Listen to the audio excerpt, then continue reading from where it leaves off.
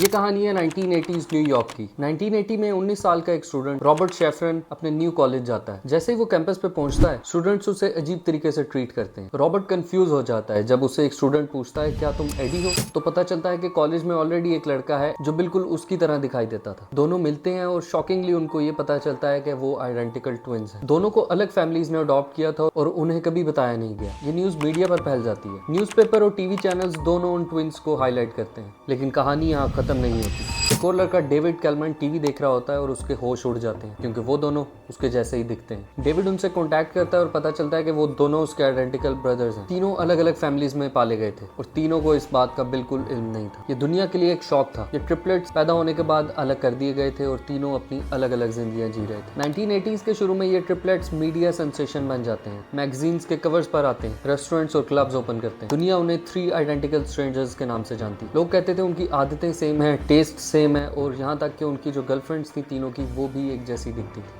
लेकिन उनकी खुशी के पीछे एक डार्क सीक्रेट छुपा हुआ था। जैसे जैसे टाइम गुजरता गया, ट्रिपलेट्स ने एक अजीब सी चीज नोटिस की। वो सब डिप्रेशन से स्ट्रगल कर रहे थे। सबके इमोशनल और मेंटल हेल्थ के इश्यूज थे। थोड़ी इन्वेस्टिगेशन के बाद उनको पता चला कि उनकी सेपरेशन कोई एक्सीडेंट नहीं थी, बल्कि एक प्लान्ड एक्सपेरिमेंट का हिस्सा था। एक एडॉप्शन एजेंसी ने ट्रिपलेट्स को अलग अलग फैमिली में रखा। एक वेल्दी फैमिली में, एक मिडिल क्लास फैमिली में और एक वर्किंग क्लास फैमिली में। ये सब एक रिसर्च का हिस्सा थे। साइंटिस्ट देखना चाहते थे कि जेनेटिक्स ज्यादा इंपॉर्टेंट है या एनवायरमेंट। और शॉकिंगली उनकी जिंदगियों के स्ट्रगल रिकॉर्ड किए जा रहे थे बिना उनके पेरेंट्स को सही वजह बताए। जितना ग्लैमरस उनकी मीडिया लाइफ थी, उतनी ही पर्सनल उनकी स्ट्रगल्स भी थी। एडी डिप्रेशन से लड़ते लड़ते 1980s में सुसाइड कर लेता है। ये उनकी कहानी का सबसे डार्क और डिप्रेसिंग मोमेंट था। उनको एहसास हुआ कि उनकी पूरी जिंदगी एक साइकोलॉजिकल गेम थी और उनका चाइल्डहुड एक क्रूअल एक्सपेरिमेंट का पार्ट था। ये केस दुनिया के सामने साइकोलॉजी और एथिक्स के बारे में एक बड़ी डिबेट ले आया। क्या ह्यूमन लाइव्स एक साइंटिफिक एक्सपेरिमेंट का हिस्सा बन सकती हैं? अभी भी उस स्टडी के फुल डॉक्यूमेंट्स पब्लिक नहीं किए गए और अभी भी ये मिस्ट्री जिंदा है कि और कितने ट्विंस और ट्रिपलेट्स इस एक्सपेरिमेंट का पार्ट बने होंगे।